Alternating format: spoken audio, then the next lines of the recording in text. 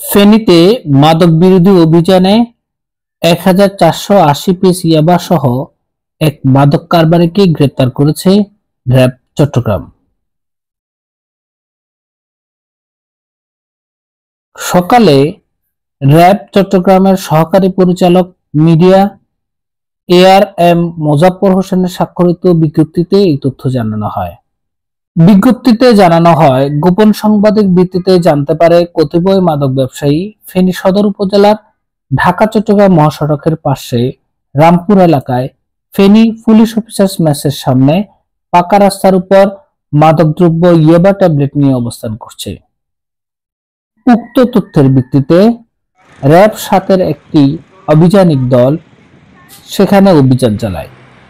র্যাবের উপস্থিতি টের পেয়ে মাদক কারবারি পালিয়ে যাওয়ার সময় আসামি ইমদাদুল হককে আটক করতে সক্ষম হয়। সে নোয়াখালী জেলার সদর থানার শাহপুর গ্রামের আজিজুল হকের ছেলে। পরবর্তীতে উপস্থিত সাক্ষীদের সামনে আটককৃত ব্যক্তিকে তল্লাশি করে তার পরিহিত প্যান্টের পকেটে বিশেষ কৌশলে রক্ষিত 7টি পলিজিপার প্যাকেট থেকে মোট ১,৪৮০ পিস ইয়াবা ট্যাবলেট উদ্ধার করে।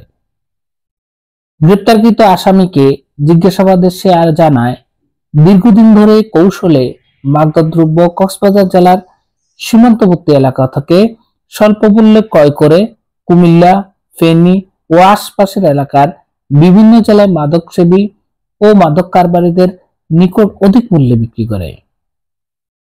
উদ্ধারকৃত মাদকদ্রব্যের আনুমানিক মূল্য 4,50,000 টাকা।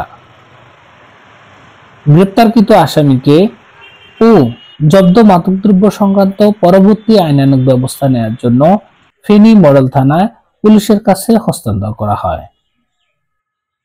নিউজ ডেস্ক, জনতা কণ্ঠ।